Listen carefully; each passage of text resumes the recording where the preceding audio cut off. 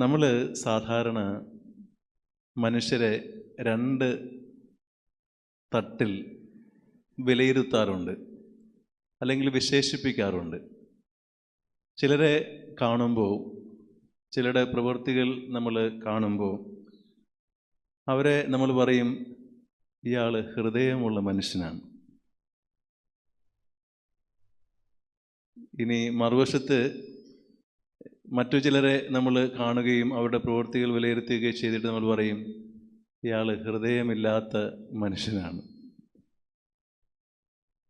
ഇത് നമ്മൾ സാധാരണ ജീവിതത്തിൽ പ്രയോഗിക്കുന്ന പദങ്ങളാണ്. എന്താണ് വാസ്തവത്തിൽ ഒരാളെ ഹൃദയം ഉള്ളവനും ഹൃദയമില്ലാത്തവനുമാക്കുന്നത്? ഹൃദയമില്ലെങ്കിൽ ആരും ജീവിച്ചിരിക്കത്തില്ലേ? പക്ഷെ നമ്മൾ നമ്മുടെ ഭാഷയുടെ അതിൻ്റെ ലിമിറ്റേഷൻ കൊണ്ട് നമ്മൾ ആൾക്കാരെ വിശേഷിപ്പിക്കുന്നതാണ്. എന്തുകൊണ്ടാണ് നമ്മൾ ചിലരെ ഹൃദയമുള്ളവരെന്ന് വെച്ചാൽ നമ്മൾ ഉദ്ദേശിക്കുന്നത് എന്താണ്?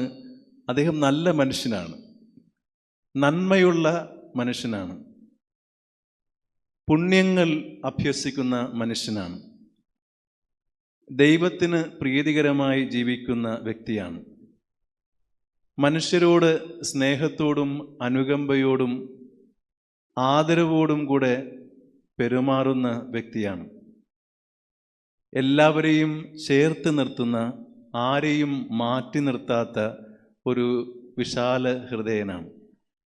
അതുകൊണ്ടാണ് നമ്മൾ നല്ല ഹൃദയമുള്ള മനുഷ്യൻ എന്ന് വിശേഷിപ്പിക്കുന്നത്.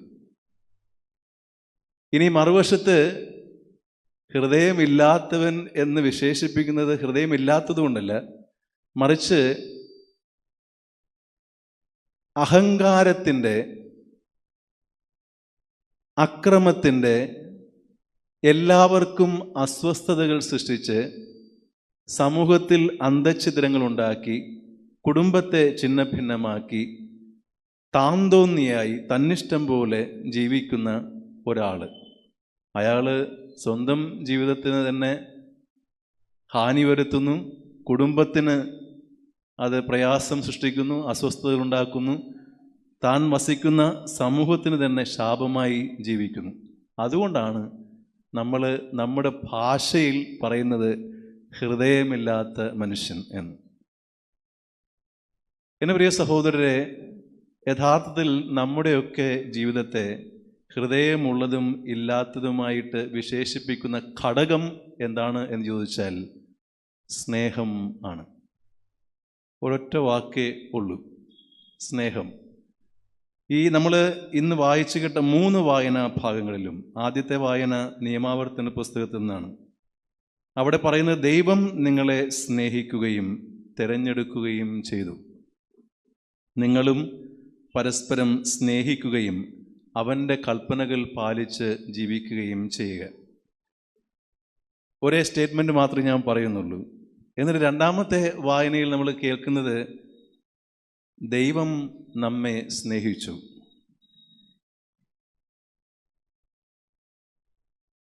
ദൈവം സ്നേഹമാണ്. ആര് ജീവിതത്തിൽ സ്നേഹം അഭ്യസിക്കുന്നുവോ അവൻ ദൈവത്തിലും ദൈവം അവനിലും വസിക്കുന്നു.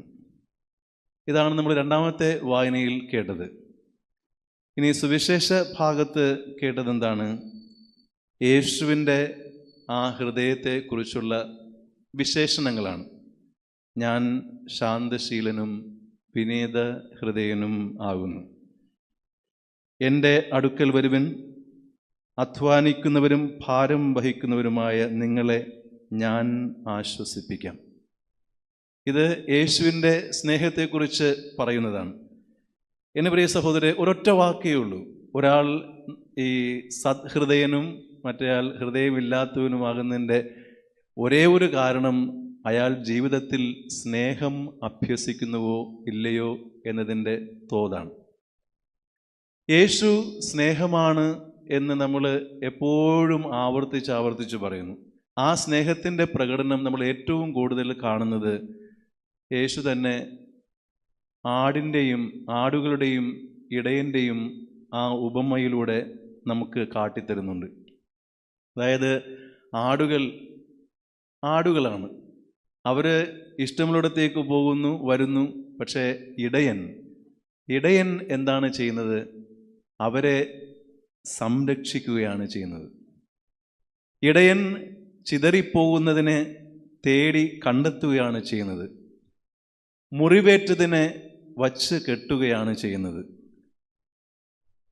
ഈ ആടുകൾക്ക് ഒരു തരത്തിലുമുള്ള കേടുകൂടാതെ അവരെ സംരക്ഷണ വലയം തീർക്കുന്നത് ഇടയനാണ്.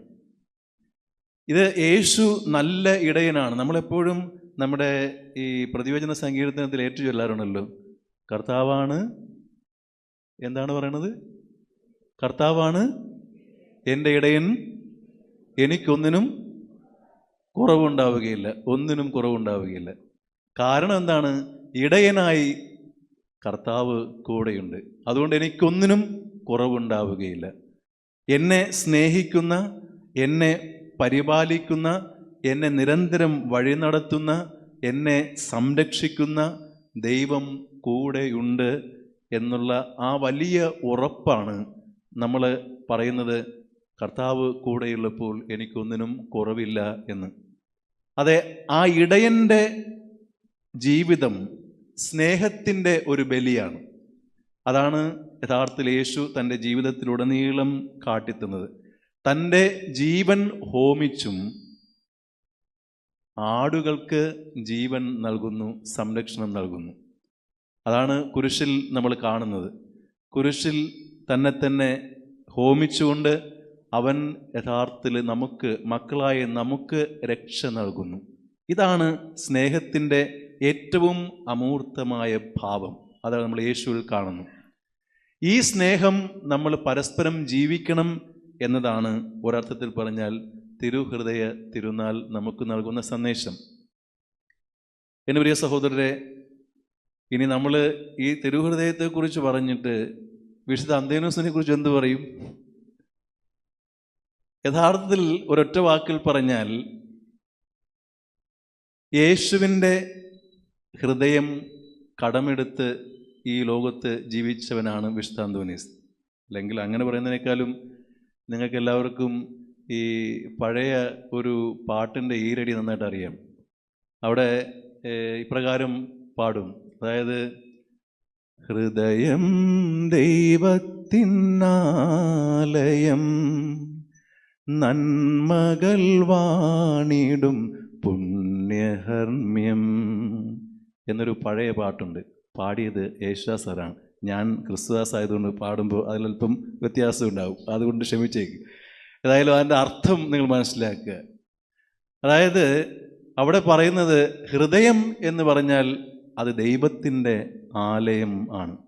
എല്ലാ പുണ്യങ്ങളുടെയും നന്മകളുടെയും ഹർമ്മ്യം ആണ് അത്, ഇടം ആണ് അത്.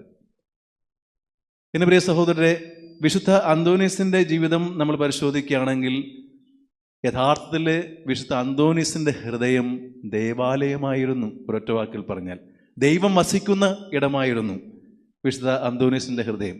വേറെ ഒന്നും വേണ്ട, കയ്യിൽ പിടിച്ചിരിക്കുന്നതിന് യേശുവിനെയാണ്.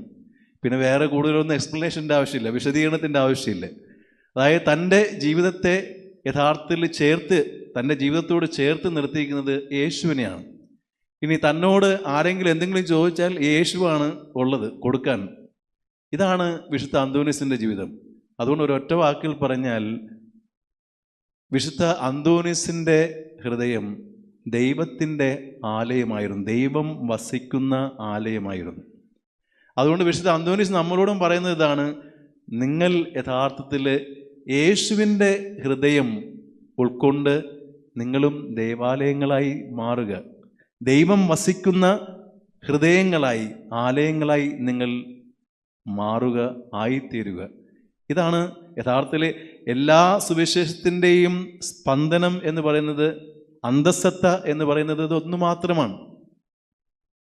നിങ്ങൾ യേശുവിനെ പോലെ, യേശുവിൻ്റെ ഹൃദയത്തെ, യേശുവിൻ്റെ തിരുഹൃദയത്തെ സ്വീകരിച്ച് നിങ്ങളും തിരുഹൃദയങ്ങൾ ആവുക. തിരുഹൃദയം, ഹൃദയത്തിന് തിരു എന്ന് ചേർക്കുമ്പോൾ എന്താണ്? ഇംഗ്ലീഷിൽ നമ്മൾ സേക്രഡ് ഹാർട്ട് എന്നാണ് പറയുന്നത്. അതായത് വിശുദ്ധ ഹൃദയം, സേക്രഡ് ഹാർട്ട്. നമ്മുടെ ഹൃദയങ്ങളെ വിശുദ്ധ ഹൃദയങ്ങളാക്കി മാറ്റുക, അതാണ് തിരുഹൃദയങ്ങളാക്കി മാറ്റുക എന്നതിൻ്റെ അർത്ഥം. അവിടെ അസൂയയില്ല, വഞ്ചനയില്ല, ആരോടും പകയില്ല, ആരുടെയും ശത്രുക്കളല്ല. നമ്മൾ എല്ലാവരും സഹോദരങ്ങളാണ്, എല്ലാവരും സഹോദരി സഹോദരന്മാരാണ്. ഈ പ്രകൃതി നമ്മുടെ സ്വന്തം ഭവനമാണ്, അതിനെ സംരക്ഷിക്കുവാനുള്ള ഉത്തരവാദിത്വം നമുക്കുണ്ട്.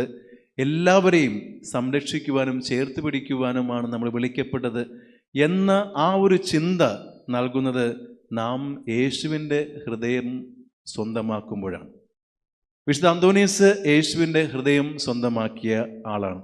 അതുകൊണ്ടാണ് ഞാൻ പറഞ്ഞത്, അന്തോനീസിൻ്റെ ജീവിതത്തെ ഒരൊറ്റ വാക്കിൽ പറഞ്ഞാൽ ആ അന്തോനീസിൻ്റെ ഹൃദയം ദേവാലയമാക്കിയവനാണ് അന്തോനീസ്.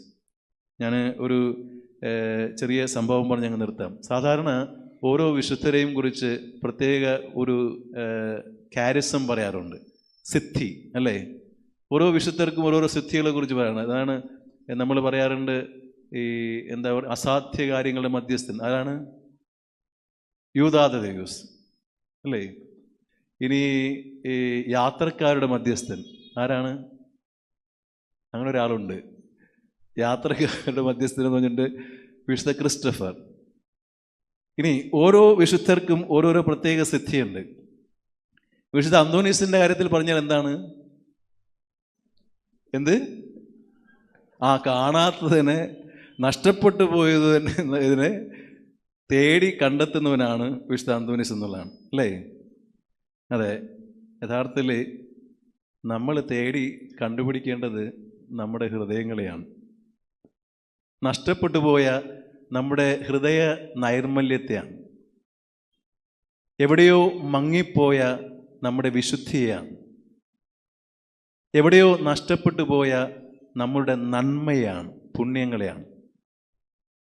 ഞാൻ ഒരു ചെറിയ സംഭവം പറയാമെന്ന് പറഞ്ഞു, അങ്ങ് പറഞ്ഞങ്ങ് നിർത്താം. അതായത് ഒരു മനുഷ്യൻ അയാളുടെ കഥ പറയുകയാണ്. അയാളുടെ കഥയാണ്, എൻ്റെ കഥയായിട്ട് തെറ്റിദ്ധരിക്കരുത്. അയാൾ വന്നിട്ട് ഒരാളോട് പങ്കുവയ്ക്കുകയാണ്, അയാളുടെ പങ്കുവയ്ക്കലാണ്. ഒരു വലിയ ഒരു മെത്രാനെ കാണാൻ വന്നിട്ട് അയാളിങ്ങനെ പറഞ്ഞു, പിതാവേ എനിക്ക് വേണ്ടി പ്രാർത്ഥിക്കണം. പിതാവ് പറഞ്ഞു, ഞാൻ പ്രാർത്ഥിക്കാം. അങ്ങനെയല്ല. അപ്പോൾ അയാൾ എനിക്ക് വേണ്ടി ഞാൻ പ്രാർത്ഥിക്കാമെന്ന് പറഞ്ഞു, അങ്ങനെയല്ല. അപ്പോൾ പിതാവിൻ്റെ രണ്ട് കൈയും മേടിച്ച് അയാളുടെ തലയ്ക്ക് വെച്ചിട്ട് അയാൾ കുനിഞ്ഞു നിന്ന് കൊടുത്തു, പ്രാർത്ഥിക്കാൻ പറഞ്ഞു. പ്രാർത്ഥിച്ചു. കുറേ നേരം പ്രാർത്ഥിച്ച ശേഷം ഓക്കെ, അയാളുടെ കഥ ഇങ്ങനെ ഞാൻ ചുരുക്കി പറയാം. അയാളിങ്ങനെ പറഞ്ഞേ, പിതാവേ ഞാൻ നല്ലൊരു കുടുംബത്തിലാണ് ജനിച്ചത്, എനിക്കൊരു നല്ല ജോലി ഉണ്ടായിരുന്നു, ഞാൻ പുറത്തായിരുന്നു, പുറം നാട്ടിൽ ജോലി ചെയ്യായിരുന്നു, നല്ല കമ്പനിയിൽ നല്ല ശമ്പളത്തിൽ ജീവിക്കുകയായിരുന്നു. എനിക്ക് ഭാര്യയും 2 പെൺകുട്ടികളുമുണ്ട്. അവരെ വിട്ടിട്ടാണ് ഞാൻ ഈ ഇടയ്ക്ക് പോവുകയും വരികയൊക്കെ ചെയ്യുന്നത്.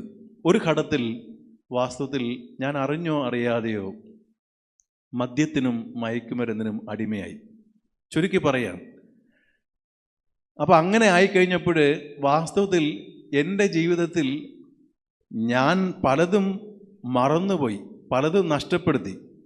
എന്താണ് അയാൾ മറന്നത്? അയാൾ പറയുക, എനിക്കൊരു ഭാര്യയുണ്ടെന്നോ 2 പെൺകുട്ടികളുണ്ടെന്നോ കുടുംബമുണ്ടെന്നോ ഉള്ള ആ ചിന്ത പോലും ഞാൻ നഷ്ടപ്പെടുത്തി, ഞാൻ മറന്നുപോയി. അങ്ങനെ എൻ്റേതായിട്ടുള്ള സ്വാർത്ഥപരമായ ഒരു ജീവിതം തന്നിഷ്ടം പോലെ ജീവിച്ച് വാസ്തവത്തിൽ ഞാൻ മുന്നോട്ട് പോയി. അപ്പോൾ വാസ്തവത്തിൽ ഞാൻ അനുഭവിച്ച യാതന, വേദന, നൊമ്പരം അത് മറ്റാരോടും എനിക്ക് പങ്കുവയ്ക്കാൻ ആവുന്നില്ല. കാരണം എനിക്കെല്ലാം നഷ്ടപ്പെട്ടതുപോലെ, ഞാൻ ഒരർത്ഥത്തിൽ പറഞ്ഞാൽ ഏകനായി ഈ ലോകത്ത് ആരുടെയും സഹായമില്ലാതെ ഏകനായി പോയൊരവസ്ഥ. വാസ്തവത്തിൽ ഇയാൾക്ക് മുന്നോട്ട് പോകാൻ പറ്റില്ല എന്ന് അയാൾ തന്നെ വിലയിരുത്തി. അപ്പോഴാണ് അയാളുടെ കുറച്ച് കൂട്ടുകാർ അവിടെ ഉണ്ടായിരുന്നു. ഇയാളെ യഥാർത്ഥത്തിൽ കണ്ടെത്തിയിട്ട് ഇയാളെ ഒരു ധ്യാന കേന്ദ്രത്തിൽ കൊണ്ടുപോകണമെന്ന് അവർ വിചാരിച്ചു. എന്നിട്ട് ഇയാളോട് വേറെ കഥ പറഞ്ഞു, നമുക്കൊരു കാര്യം ചെയ്യാം, നമുക്കൊരു യാത്രയ്ക്ക് പോയിട്ട് വരാമെന്ന് പറഞ്ഞിട്ടാണ് ഇയാൾ വിളിച്ചുകൊണ്ട് പോകുന്നത്. കാരണം ധ്യാന കേന്ദ്രത്തിൽ പറഞ്ഞാൽ ആൾക്ക് പിശാചിനെ കാണുന്ന പോലെയാണ്. അപ്പോൾ ഇവരോട് പറഞ്ഞു, ഞങ്ങൾ ഒരു സ്ഥലത്ത് കൊണ്ടുപോകാം, നമുക്ക് ഒരുമിച്ച് പോകാമെന്ന് പറഞ്ഞു. അപ്പോൾ അങ്ങനെ ഇവർ ഒരുമിച്ച് പോയി ചെന്ന് എത്തിയത് ഒരു ധ്യാന കേന്ദ്രത്തിലാണ്.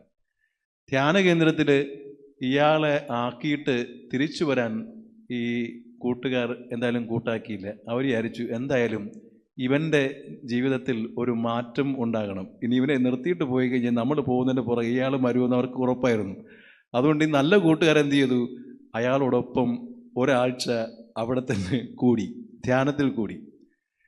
ഒരാഴ്ച കഴിഞ്ഞപ്പോൾ ഈ മനുഷ്യൻ, അതായത് വളരെ അവരോട് അരിശപ്പെട്ട് ദേഷ്യപ്പെട്ട് കോപിച്ച് ഒക്കെ വന്ന ഈ മനുഷ്യൻ അവരോടായി പറഞ്ഞു, ഒരാഴ്ച കഴിഞ്ഞിട്ട് പോകാൻ വന്നതാണ്, അവരോടായിട്ട് ഇങ്ങനെ പറഞ്ഞു, നിങ്ങളൊരു കാര്യം ചെയ്യും, നിങ്ങൾ പോക്കോ, ഞാനിവിടെ ഒരാഴ്ച കൂടെ കഴിഞ്ഞിട്ട് വരാം എന്ന് പറയും. വാസ്തവത്തിൽ അവർക്ക് അത്ഭുതം തോന്നി. ഇവർ പോയി. അയാൾ ഒരാഴ്ച കഴിഞ്ഞു, രണ്ടാഴ്ച കഴിഞ്ഞു, രണ്ടാഴ്ച മൂന്നാഴ്ചയായി, ഒരു മാസമായി. അപ്പോൾ ഏതാണ്ട് ഒരു മാസത്തോളം ഇയാൾ അവിടെ ഈ ധ്യാനത്തിൽ ആയിരുന്നു. അവിടെ വചന പ്രഘോഷണങ്ങൾ കേൾക്കുന്നു, അയാൾ കൗൺസിലിങ്ങിന് പോകുന്നു, കുമ്പസാരിക്കുന്നു. അങ്ങനെ അയാളുടെ ജീവിതത്തിൽ അയാൾ ഒരു റീബൈൻഡിങ് നടത്തുകയാണ്. എന്നിട്ട് ഒരു മാസമായപ്പോൾ ഈ കൊണ്ടാക്കിയ കൂട്ടുകാർ തിരിച്ചു വന്നു. തിരിച്ചു വരുന്നതിന് മുമ്പ് അവർ കുറച്ച് എക്സസൈസൊക്കെ ചെയ്തിട്ടാണ് വന്നത്. വേറെ ഇയാളുടെ ജീവിതത്തെ ഒന്ന് തിരിച്ചു കൊണ്ടുവരാനുള്ള ശ്രമത്തിലായിരുന്നു. അപ്പോൾ അവിടെ ചെന്നപ്പോൾ ഈ മനുഷ്യൻ അവരോട് പറഞ്ഞു, ഞാൻ യഥാർത്ഥത്തിൽ എന്നെ തന്നെ നഷ്ടപ്പെടുത്തിയ മനുഷ്യനാണ്. ഞാൻ എന്നെ തന്നെ കണ്ടെത്തിയിരിക്കുന്നു. ഞാൻ എന്നെ കണ്ടെത്തി. എനിക്ക് പറ്റിയ തെറ്റുകൾ ഞാൻ മനസ്സിലാക്കി.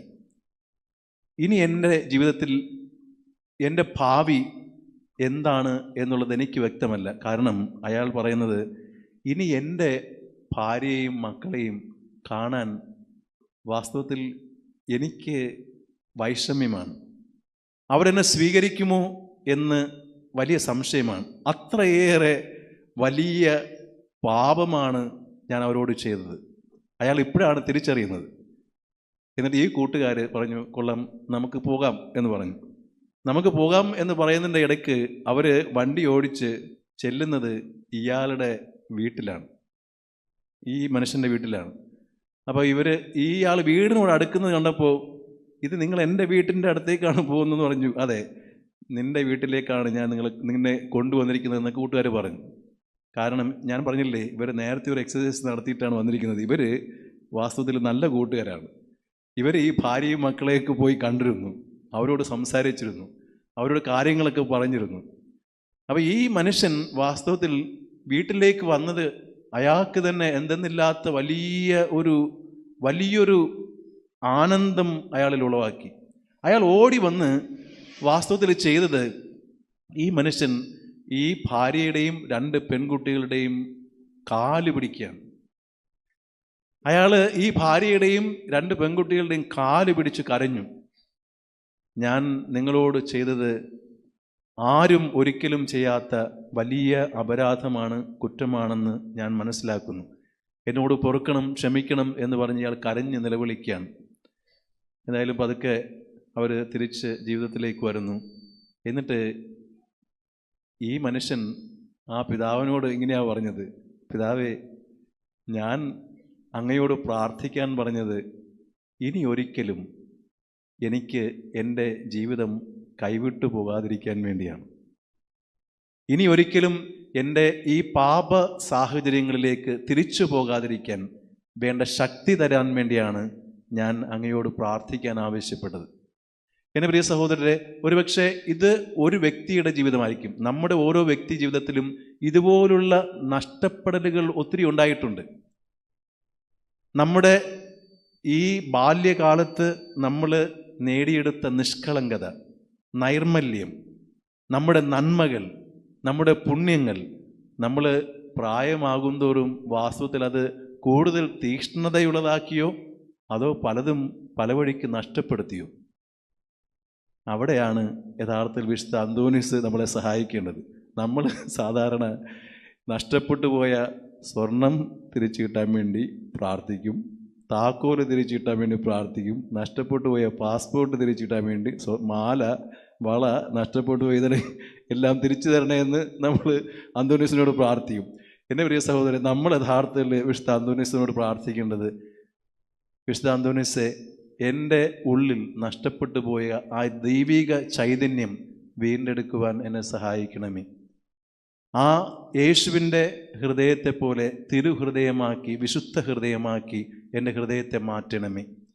എൻ്റെ നന്മകൾ, എൻ്റെ പുണ്യങ്ങളിൽ അഭിവൃദ്ധിപ്പെടാൻ എന്നെ സഹായിക്കണമേ. അങ്ങനെ നമ്മൾ യഥാർത്ഥത്തിൽ നഷ്ടപ്പെട്ടു പോയ ജീവിതത്തെ തിരിച്ചു പിടിച്ച് നമ്മൾ മുന്നോട്ട് പോകുമ്പോൾ എൻ്റെ പ്രിയ സഹോദരരെ, നമ്മൾ തിരുഹൃദയങ്ങളായി ജീവിക്കും എന്നതിൽ സംശയമില്ല. അതെ, നമുക്കും നമ്മുടെ ഹൃദയങ്ങളെ ദൈവത്തിൻ്റെ ആലയങ്ങളാക്കി മാറ്റാം. വിശുദ്ധ അന്തോനീസിനെ പോലെ നഷ്ടപ്പെട്ടു പോയ ഏതെങ്കിലുമൊക്കെ പുണ്യങ്ങൾ, നന്മകൾ നമുക്ക് തിരിച്ചു പിടിക്കാം. എൻ്റെ പ്രിയ സഹോദരരെ, ഞാൻ ആമുഖത്തിൽ പറഞ്ഞു, ജീവിതത്തിൽ ആകെയുള്ള ധനം സ്നേഹമാണ്. നമ്മൾ മറ്റുള്ളവർക്ക് നൽകുന്ന സ്നേഹം, മറ്റുള്ളവർ നമുക്ക് നൽകുന്ന സ്നേഹം, പരസ്പരം സ്നേഹം ഉള്ളിടത്ത് ദൈവമുണ്ട്. ഇതാണ് യഥാർത്ഥത്തിൽ തിരുഹൃദയം നമുക്ക് നൽകുന്ന സന്ദേശം. ഒരർത്ഥത്തിൽ പറഞ്ഞാൽ തിരുഹൃദയത്തിൻ്റെ തിരുനാൾ സ്നേഹത്തിൻ്റെ തിരുനാളാണ്. ഈ സ്നേഹം പങ്കുവെച്ച് ജീവിക്കാം.